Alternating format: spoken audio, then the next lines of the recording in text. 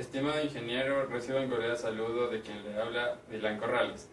Yo le voy a exponer acerca de lo que es la comunicación y la comunicación científica. Ya, primero, ¿a qué llamamos comunicación? Se llama comunicación a la transmisión de información entre dos o más personas que pertenezcan a una misma comunidad lingüística. En la comunicación se puede utilizar los códigos lingüísticos, oral y escrito, y los no lingüísticos, como es el visual, auditivo y gestual, siempre que los interactuantes conozcan sus significados. Ya. ¿Qué se entiende por comunicación? Ya. Decimos que es un proceso de intercambio de información en el que el emisor transmite al receptor algún mensaje a través de un canal que posteriormente se produzca una respuesta a dicho receptor. Ya. Aquí encontramos los siguientes elementos como es el emisor, el receptor, el mensaje, el canal, el código y el contexto. ¿Qué es la comunicación científica? Ya. La comunicación científica es el sistema por el cual científicos e investigadores crean, distribuyen, usan y conservan sus trabajos. La comunicación científica es el mecanismo básico para la existencia y el desarrollo de la ciencia. Puede definirse como el proceso de presentación, distribución y recepción de la información científica en la sociedad. Ya, aquí tenemos un ejemplo del cuadro que nos dice que la comunicación puede ser verbal, no verbal. Ya, en verbal encontramos lo oral y lo escrito. En lo no verbal encontramos gestos, imágenes y sonidos. Muchas gracias. Estimado ingeniero, reciba un cordial saludo de Diego Caranqui. A continuación vamos a hablar sobre la comunicación oral y escrita. La comunicación oral es aquella que se establece entre dos personas teniendo como medio de transmisión el aire y como código el idioma. Las ventajas es mejorar para transmitir emociones y sentimientos. La retroalimentación es inmediata y puede producir un impacto mayor. Y las desventajas, existe un elevado potencial de distorsión, el riesgo de interrelación personal es mayor. Las características requieren de dos personas, un emisor y un receptor. Se apoyan los signos complementarios que favorecen una mejor comprensión por parte del receptor, tales como el tono de voz, el gesto del rostro y su cuerpo. A continuación vamos a dar unos ciertos ejemplos de la comunicación oral, ya sea por hablar por teléfono, con un amigo o una discusión o cuando está en una estación de radio.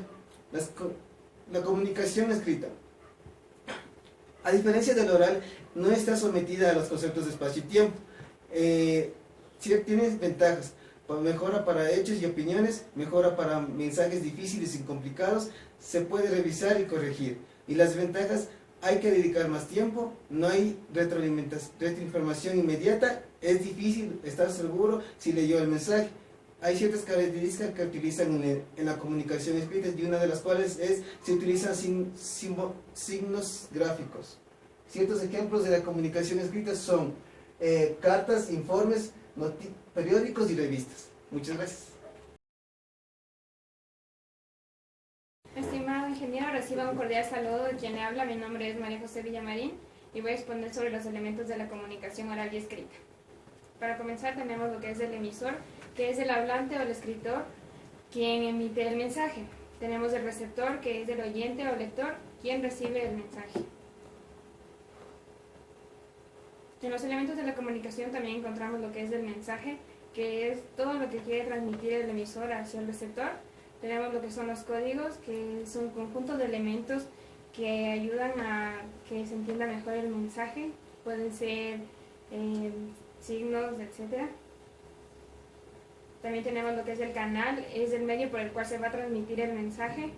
Tenemos el contexto, que es el medio por el cual va a ser transmitido el mensaje, puede ser el aire o una carta en lo que es cuestión de escrito.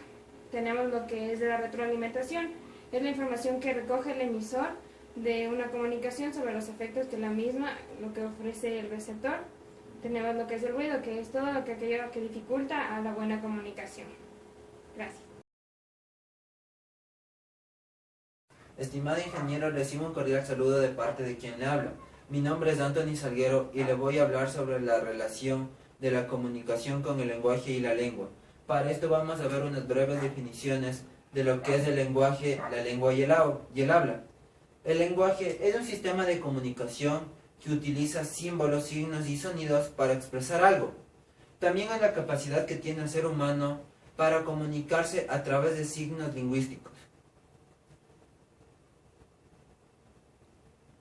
La lengua es el idioma empleado por personas de una misma comunidad.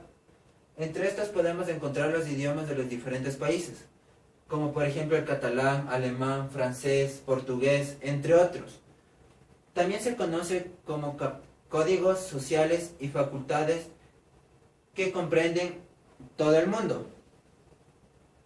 El habla es la capacidad de conversar o dialogar entre personas. También es una forma de expresar ideas, sentimientos, conocimientos que tiene una persona en particular. O son acciones verbales que llevan a un mutuo entendimiento.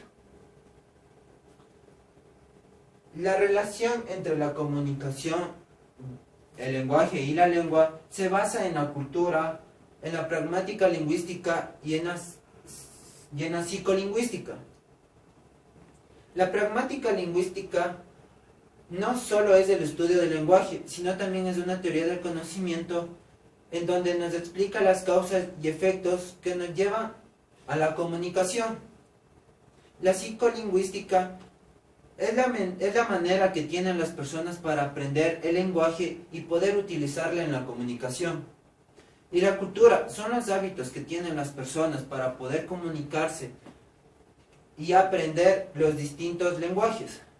Lo que nos lleva a una conclusión de que el lenguaje, la lengua y la comunicación van estrechamente unidos, ya que de esta manera podemos lograr un entendimiento de la definición de estas tres cosas para poderlos llevar a la práctica. Muchas gracias. Muy buenas tardes con todos. Mi nombre es Andrés Manotoa, pertenezco al paralelo TV16 y el día de hoy les voy a hablar sobre las técnicas para exponer o hablar en público. Los puntos que deben tener en cuenta un buen orador son: conocer a los destinatarios.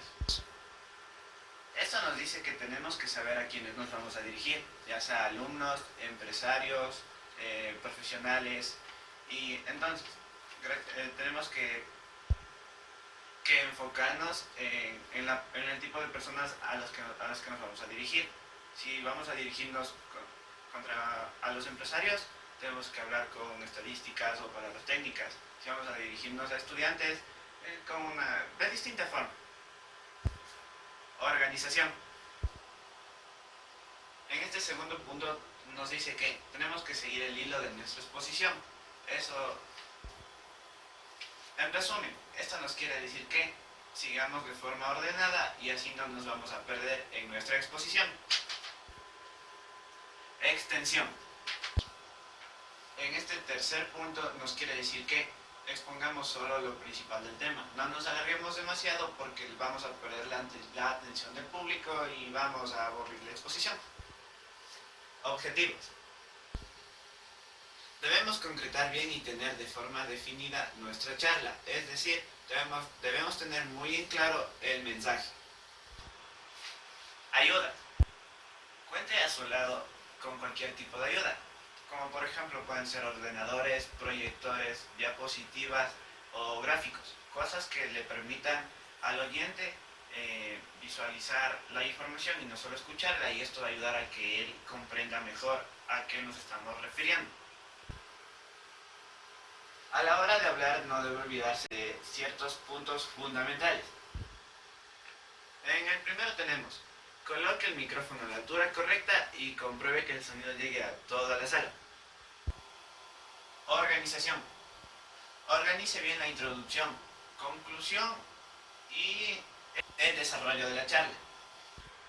Tercero, no abuse de los gestos ni la expresión corporal. En lo posible, interactúe con los oyentes, haga que la exposición o la presentación sea más amena con ellos. 5. Hable como si se dirigiera a una sola persona. Sexto, si va con retraso, improvise resúmenes para que le alcance el tiempo. Evite cualquier tipo de distracciones, ya sean móviles, teléfonos, ruidos, y evite ver por las ventanas. Puntos básicos ante cualquier tipo de charla. Como primer punto, Ser breve en agradecimientos y reconocimientos previos a la charla. Mantener la cabeza elevada. Este es nuestro segundo punto. Entonces dice que tenemos que mantener la cabeza elevada y la mirada hacia el frente, hacia la audiencia, siempre que nos sea posible. Tercer punto, cuidar la voz. En este punto debemos emplear un tono adecuado, una vocalización correcta y un volumen adecuado. Previo a una presentación, lo mejor que podemos hacer antes de nuestra actuación es: primer punto, lea su ponencia en alto varias veces para escucharse. Si es posible, practique frente a un espejo o frente a alguien de confianza. Segundo punto, practicar. Utiliza tu lenguaje corporal o tus gestos como si estuvieses delante de un público.